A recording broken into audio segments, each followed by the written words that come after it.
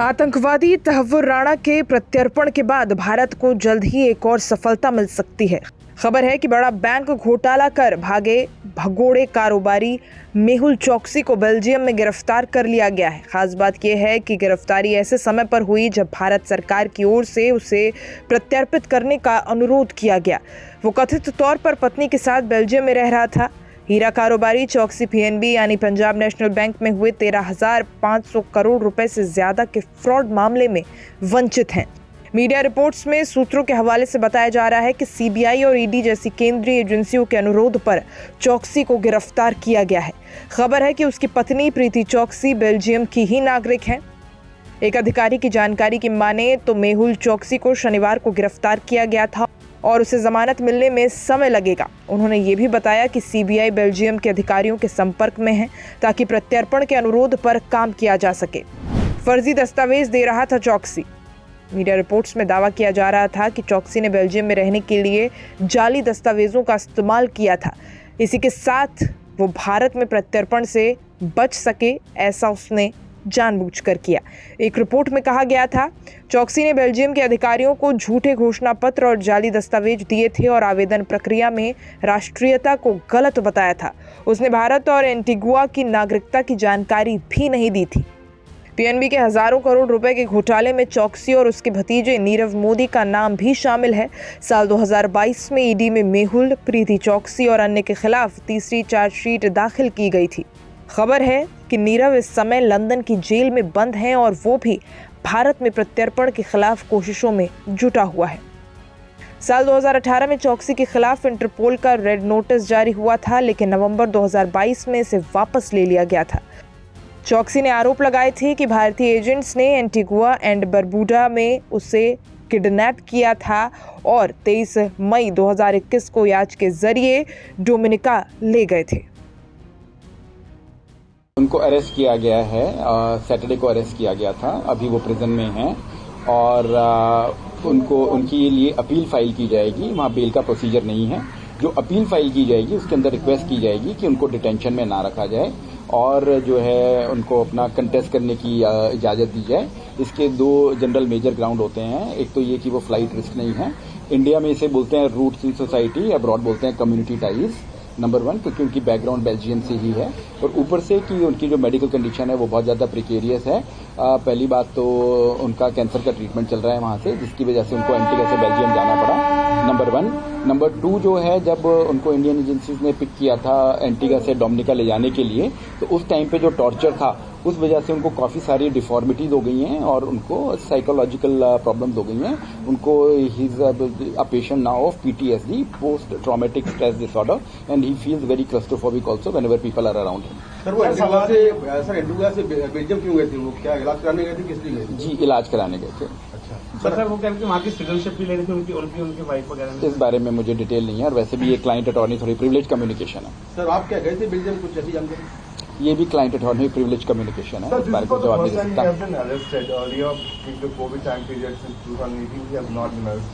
जी,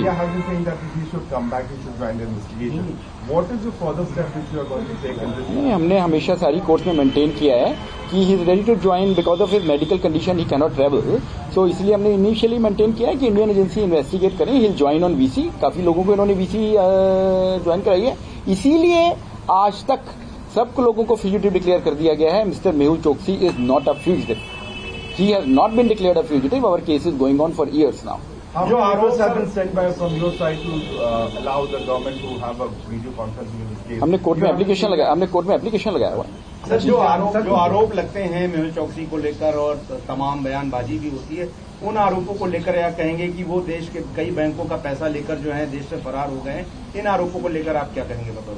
ये देखें, कोई भी जो आदमी होता है वो मुलजिम है, मुजरिम नहीं है, वो एक्यूज हैं, कन्विक्ट नहीं है। उनके खिलाफ कोई भी चीज अभी साबित नहीं हुई है। कितने केस हैं इस तरह से चलते हैं, आप बताएं। अरुषि में सबने शोर मचा दिया, सुशांत राजपूत में सबने शोर मचा दिया, 2G में सबने शोर मचा दिया। क्या हुआ बाद में? खोदा पहाड़ निकला चुहा। तो ये तो कहने की बात है सिर्फ, ये मीडिया सर्कस शुरू में हो जाती है। सुशांत राजपूत में कितना शोर मचाता, रुचि में कितना शोर मचाता, 2G में कितना शोर मचाता, तरुण तेजपाल में कितना शोर मचाता, क्या हुआ बाद में? कुछ भी नहीं हुआ। बोफर्स में कितना शोर मचाता। तो शुरू में शोर मच जाता है कि ये हो गया और बाद में कुछ नहीं निकलता। सर एक आरोप ये भी लगा है कि बेल्जियम में उन्होंने अपनी नागरिकता छिपाई, क्या ये सही है? जी, ये थोड़ी सी क्लाइंट अटॉर्नी प्रिविलेज कम्युनिकेशन है, तो इस बारे में मैं भी कमेंट नहीं कर पाऊंगा। विदेशी धरती पे वो अरेस्ट हुआ है, आपके लिए डिप्लोमेटिक चैलेंज भी रहेंगे as well as with the legal? नहीं, ये प्रोसीजर होता है, कहीं पे भी एक्सट्रेडिशन का प्रोसीजर होता है। विजय माल्या जब अरेस्ट हुआ था उसकी सेम डे बेल हो गई थी। तो ये तो एक प्रोसीजर होता है। अगर इंडिया में किसी को अरेस्ट किया जाएगा किसी और कंट्री की रिक्वेस्ट पे, तो यहाँ पे भी पहले अरेस्ट किया जाएगा, फिर उसको बेल लेनी होगी। सर, आपने कहा कि राजनीतिक कारण बहुत पीछे हैं, जिस तरह से एजेंसी लगी है, क्या वजह मानते हैं? क्या वो राजनीतिक कारण अभी भी बरकरार है और आपको लगता है कि जो उनको गिरफ्तार करने की कोशिश हो रही है राजनीतिक कारण? ये भी जब हम वहाँ पे फाइल करेंगे तो उसके बाद इसको डिस्क्लोज कर पाएंगे, अभी डिस्क्लोज नहीं कर पाएंगे। क्या उनके फाइल करेंगे? ये थोड़ा सा टाइम लगता है। क्या उनके परिवार से संपर्क में है? उनका परिवार क्या क्या कह रहा है इस गिरफ्तारी के बाद जो बेल्जियम में हुई है? जी, ये भी थोड़ी सी क्लाइंट अटॉर्नी प्रिविलेज कम्युनिकेशन है। हेलो, सॉरी, नहीं, अभी तो कस्टडी में है तो बात नहीं हो पाई। मैंने बताया अभी हेल्थ कंडीशन के बारे में। He did not come to India because of health reason. He is ready to join investigation anytime. On VC, they can ask him anything. He is ready to join. Number of times we have moved application here. इसीलिए उनको अभी तक citizen clear नहीं किया गया। Will we have that kind of disease treatment here in India? I thought it's the first. It is a choice. Now you will say कि इसको abroad पढ़ने को अपने बच्चे को क्यों भेजा, इसकी तो इंडिया में पढ़ाई हो सकती थी। So I would say that's a very ludicrous way of saying things. It is a person's choice. बीवी, वकील और डॉक्टर अपनी चॉइस का होना चाहिए। आप ये क्यों कहोगे कि कोई जैसे फॉरेनर से शादी क्यों कर ली, इंडिया में क्यों नहीं शादी की? तो तीन चीजें मैं मानता हूँ, बीवी, वकील और डॉक्टर अपनी चॉइस का होना चाहिए। ये नहीं कहना चाहिए कि कहाँ से करा रहे हैं। हाँ सर, बतौर मेहुल चौकसी के वकील आप क्या मानते हैं कि अगर वो भारत आते हैं और जो उनकी मेडिकल कंडीशन है उन्हें यहाँ प्रॉपर इलाज नहीं मिलेगा और राजनीतिक कारणों से उन्हें परेशान किया जाएगा, क्या आपको लगता है? जी, अब उनकी जो ह्यूमन राइट्स हैं वो बहुत ज्यादा अफेक्ट होंगे, और ये अभी भंडारी वाले केस में तो होल्ड कर भी दिया है यूके कोर्ट्स में। देखिए, इसका एक्सट्रेडिशन अभी जल्दी शायद नहीं होगा। भारत बहुत तेज़ी से चल रहा है, कागज़ सबमिट कर रहे हैं, हमारे ऑफिशियल्स उनके साथ बातचीत कर रहे हैं, फॉलोअप कर रहे हैं। ये विक्ट्री है हमारी डिप्लोमेटिक, ये विक्ट्री है हमारी लीगल टीम्स की और बेल्जियम अथॉरिटी से कोऑपरेशन लेने की। परंतु हर चीज़ में एक ड्यू प्रोसेस होता है और बेल्जियन प्रोसेस चलेगा।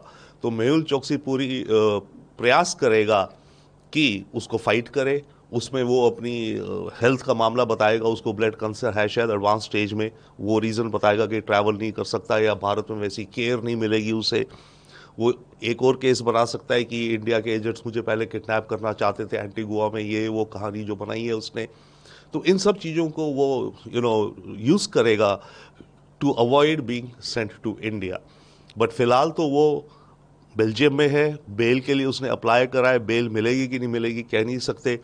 बट क्योंकि ये मामला इतना हाई प्रोफाइल है, आई थिंक बेल्जियन अथॉरिटीज़ भी इस पर जल्दी मूव करेगी।